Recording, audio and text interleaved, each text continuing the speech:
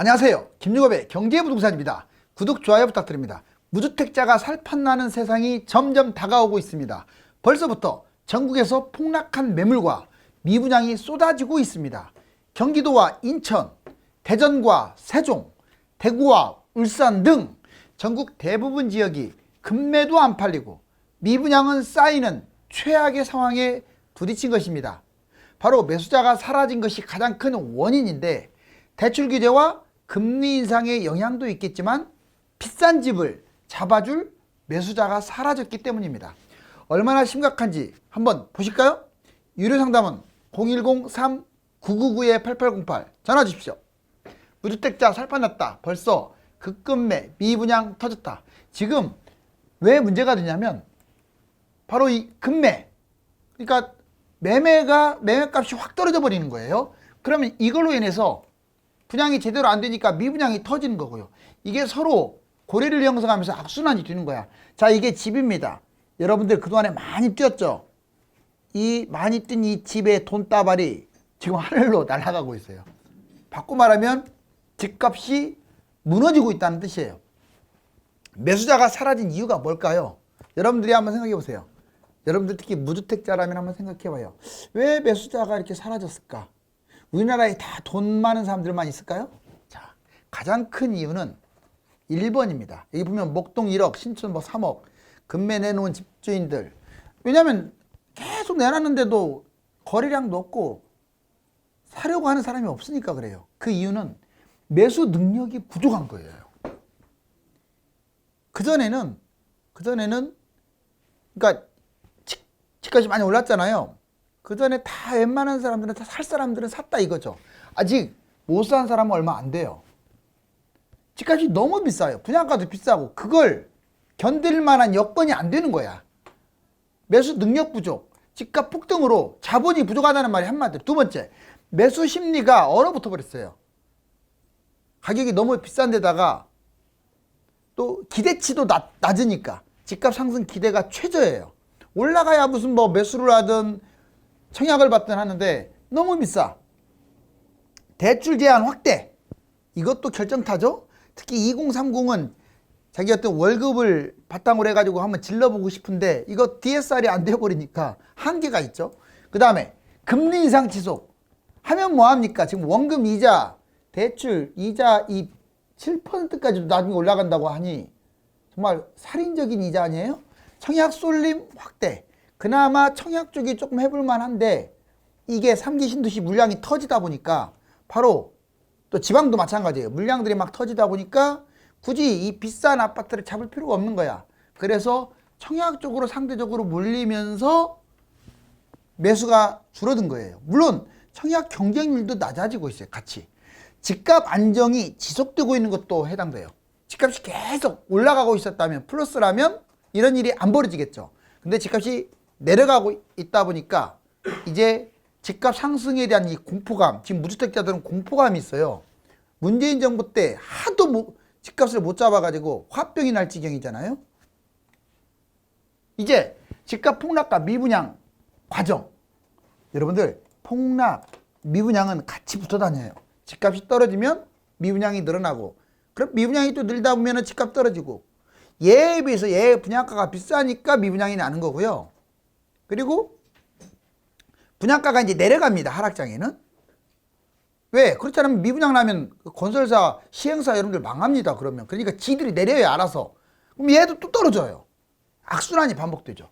보시면 폭락부터 거래 실종, 매물 증가, 매수자 실종. 매수자가 달라붙지 않으면 가격은 떨어지게 돼 있어요. 가격 하락, 급매 확대. 그래서 가격 폭락 단계로 이어지는데 현재는 가격 하락 단계 정도로 보시면 돼요. 이제 지금 매물이 좀씩 늘어나다가 서울은 좀 줄고 있죠. 그렇지만 결국 가격 하락이 계속되고 매수자가 실종되는 한은 급매가 확대되면서 가격 폭락, 특히 다주택 매물하고 법인 매물이 쏟아질 것으로 보입니다. 이번에는 미분양 보세요. 이제 분양 쪽 집값이 폭락하다 보니까 이게 원인인 거야. 자, 경쟁률이 약화됐어요. 청약 경쟁률이. 그러면서 미분양이 엄청나게 증가한 거죠. 그러면 미분양이 증가하게 되면 이제 어느 단계로 가는 줄 아세요? 지금은 미분양 증가 단계입니다. 재밌는 건 미분양이 증가하게 되면요, 알아서 분양가를 내려요. 분양가 하락. 그리고 입주한 상태에서 미분양을 준공 후 미분양이라고 하는데, 악성 미분양이죠. 입주했는데도 미분양이 늘어나면 떨이 분양이 나와요. 여기 떨이 분양. 현재 단계는 미분양 증가, 즉 상당히 위험한 단계예요. 가격 하락 다음 단계가 폭락이잖아요. 미분양 증가 다음 단계가 떨이 분양이잖아요. 이제 전국 집값 실거래 5개월 만에 27.9%. 자, 1월달 기준이에요. 이건 지금 데이터 그대로 말씀드린 거예요. 전국 집값 실거래 5개월 만에 27.9%가 하락됐대요. 매매된 걸 바탕으로 한 거예요. 매매가 많지가 않았잖아요. 자, 8월 달에 평당가가 1,478만 원, 10억짜리가 있었다고 치자고요. 자, 그 다음에 9월 달에 1,400만 원으로 내려갔네요. 10월 달에는 1,350, 11월 달에 1,235, 12월 달에 1,207, 1월 달에 1,065, 이게 3월까지도 내려왔어요. 근데 4월에 지역마다 더 떨어진 것도 있고, 서울 같은 경우는 조금 반등했죠? 어떻습니까? 이게 10억이 9.4, 9억, 8.6, 8억, 7.2억까지 떨어졌다는 거예요. 최소 20%는 하락했다는 거예요. 단 3개월 만에. 놀랍지 않나요? 꼭지를 찍고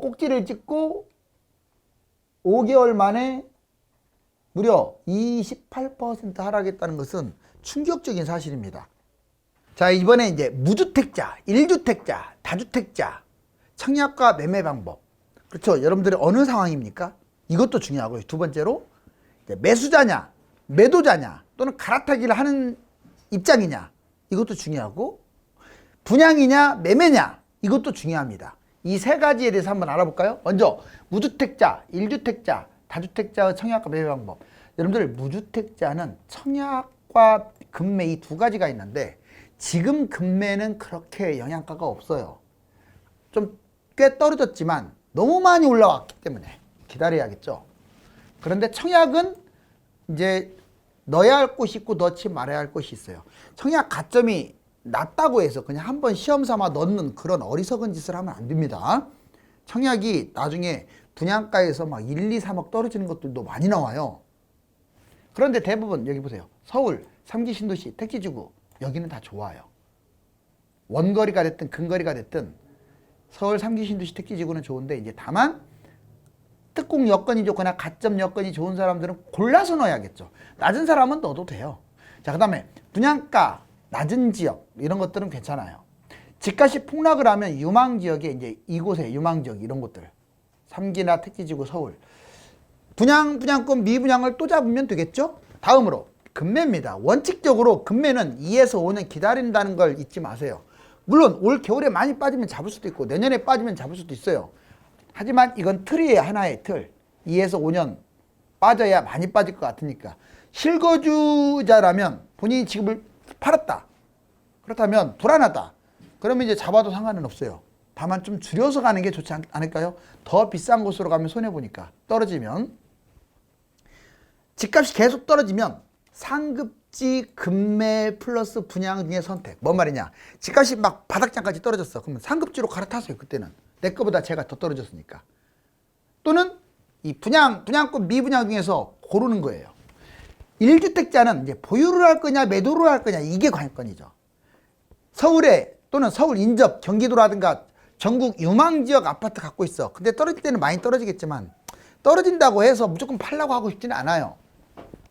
자기가 괜찮은 아파트, 멀쩡한 아파트 갖고 있으면 떨어져도 다 떨어지는 거니까 그냥 끌고 가도 상관없습니다. 다만 빚이 많거나 나는 시세 차익을 거둬야겠다 하는 사람들은 팔고 전세 가야겠죠.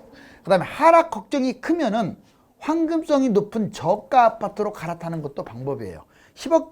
10억짜리를 팔아서 한 6억짜리 좀 줄여서 가는 것도 방법이다, 이 말이에요. 10억이 더 떨어지지 6억이 더 떨어지지는 않으니까. 그 다음에 이번에는 매도, 아파트가 아닌 것들, 나홀로 아파트, 영끌, 무리하게 갭 투자하는 사람들은 매도를 판단하세요. 이런 분들은 집값 조금 내렸다고 해서 막 끙끙거리지 말고, 이제 시작이에요. 이제 시작. 하락도. 그러니까 매도 판단하시고 2022년 흐름 보면서 당장 팔라고는 안 할게요. 올해도 또 이렇게 약간 반등할 수도 있으니까 흐름 보면서 매도 후 나중에 급매라든가 분양 이런 걸 판단하는 거죠. 다주택자, 자 보유하는 분과 매도하는 분 역시 나누는데, 보유하는 분 차익이 높아. 얘가 양도세가 많아 너무나. 그리고 중과세 완화 전이야. 팔 이유가 없죠. 근데 양도세 중과가 완화되면 차익이 큰 것은 끌고 가는 게 좋아요. 큰 것부터 끌고 가고. 그럼 팔 건 뭐냐? 양도세 중과가 완화되면 차익이 적은 것들 무조건 매도가 좋습니다. 이거 끌고 가게 되면 나중에 집값 폭락을 해가지고 더 망해요. 아, 올라갈 거니까 버텨야지. 이게 버티는 게 아니야. 지금 누가 말해도 뭐 너무 많이 뛰었는데, 그래서 던지는 게 맞고, 집값이 계속 하락하면 폭락하기 전에 매도해야 돼요. 조금 떨어졌다고 해서 매도 안 하는 게 아니라 더 많이 떨어질 수가 있으니까. 이번에는 매수자 매도자 갈아타기, 현재 부동산 전략. 자, 매수자 원칙적으로 2에서 5년 흐름을 보며 매입을 한다. 원칙이 이렇다고 했어요. 올해가 아니에요. 현재 청약 중심으로, 지금은 청약 중심으로, 유망지역 청약 중심으로 넣고 하락장을 기다려서 청약 급매 이렇게 판단하라. 실거주자 매수는요, 흐름 보면서 좀 쌀 때 급매로 잡는 게 좋겠죠. 자, 이제 매도자입니다. 정상적으로 1주택 갖고 가는 것은 끌고 가도 된다고 했잖아요.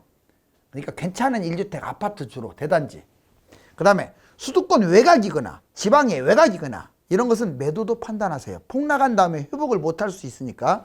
자, 그 다음에 아파트가 아니거나 연끌을 했거나 다주택 역시 매도 판단하세요. 자, 갈아타기 볼까요? 지금 상투장의 갈아타기는요, 더 비싼 곳으로 갈아타면 망합니다. 폭락 위험이 있으니까 안 돼요.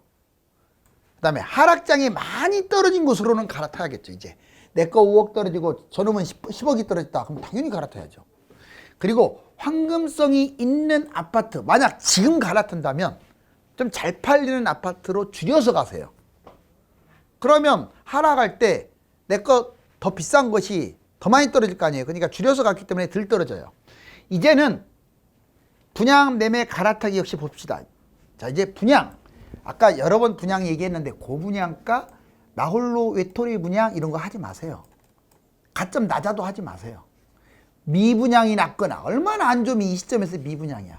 미계약 됐거나, 미계약도 좋은 게 아니에요 결코. 오피스텔 이런 것들 줍줍 하지 마시라고요. 그 다음에 3기 신도시나 서울 여기는 좋아요. 대부분 좋다고 했어요. 다만 가점이 높은 사람은 이것도 골라야 돼요. 자, 전국의 좋은 곳들, 지방이라고 할지라도 좋은 곳들은, 또 분양가가 낮은 곳들은 청약해도 괜찮다.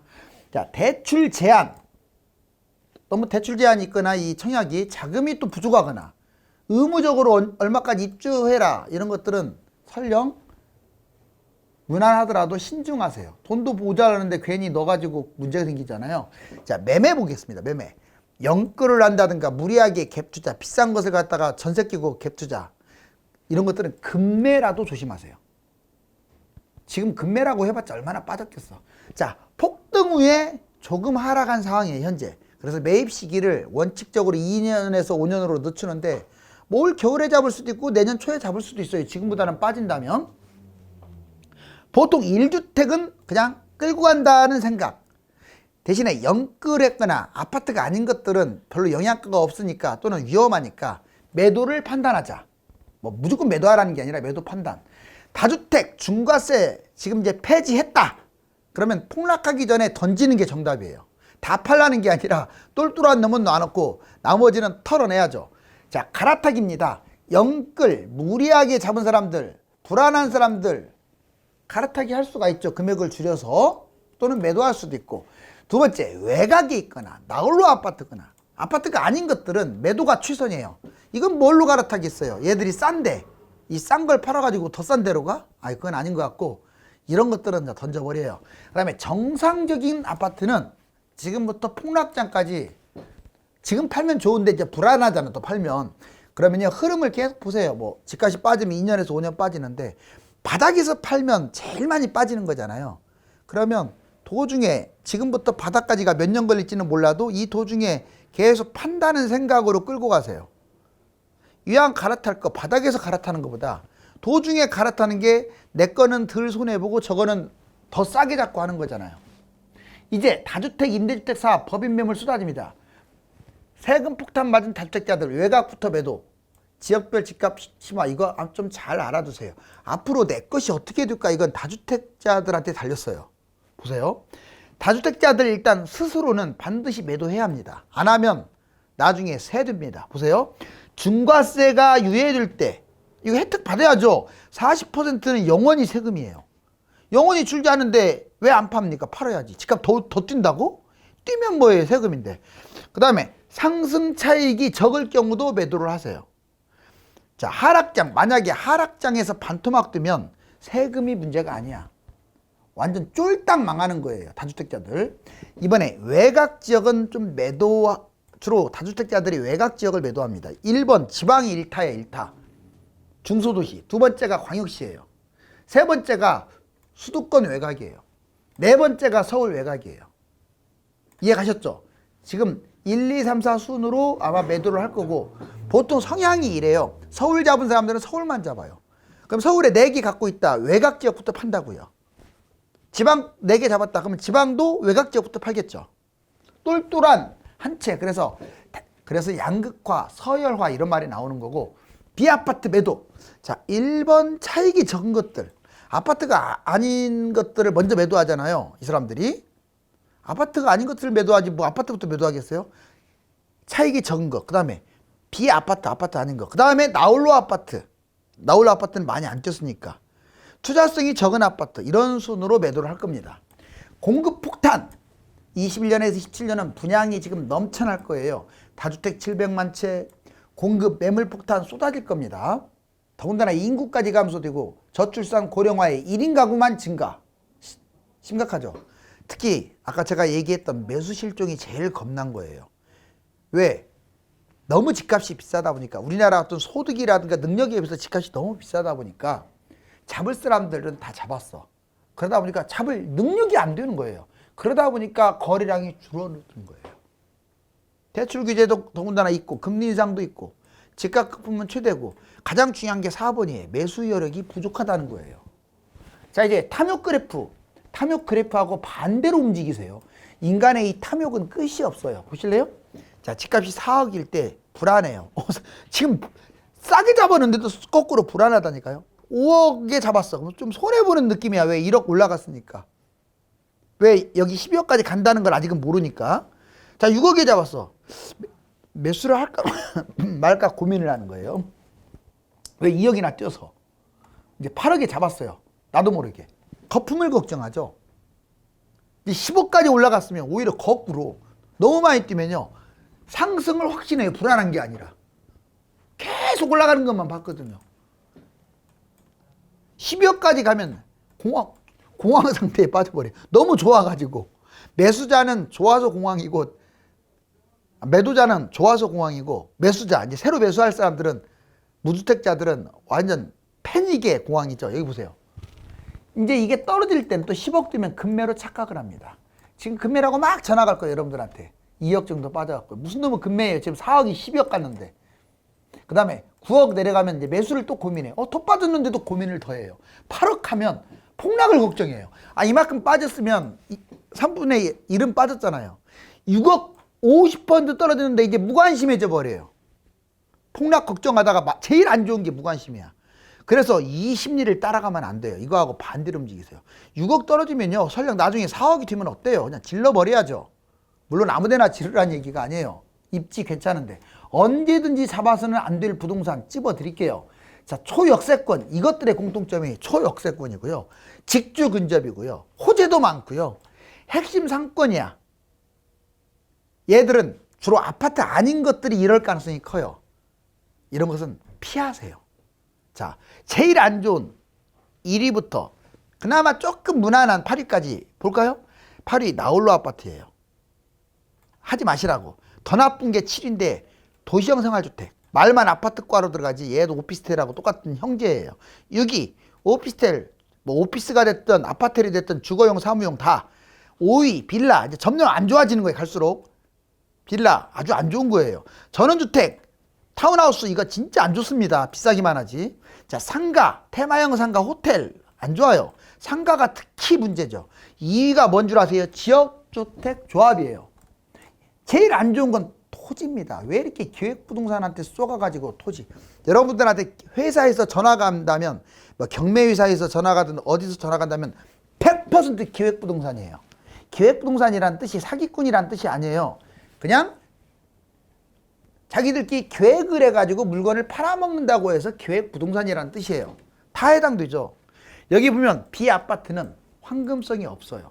투자성도 없어요. 안 팔리고 올라가지도 않고 물량만 넘쳐나고 가난함을 벗어나지 못하고 기회비용 다른 거 살 기회를 날려버리고 안정성도 없고 그러니 얘들을 왜 잡습니까? 마지막 10번. 자, 이 흐름을 상당히 원래 이렇게 가야 지금 맞아. A로. 뭔 말이냐?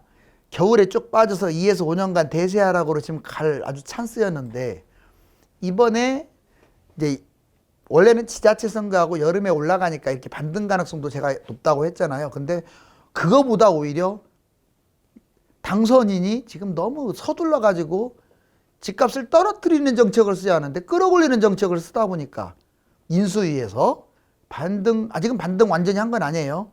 서울 중심으로 약간 일부 지역 중심으로 조금 이렇게 제로까지 온 것 같아요. 그래요.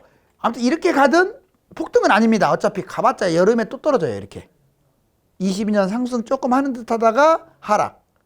결국은 지금은 위험하다는 얘기를 하고 싶어요. 자, 폭등론자는 이 이야기를 합니다. 22년부터 25년까지 계속 올라간다.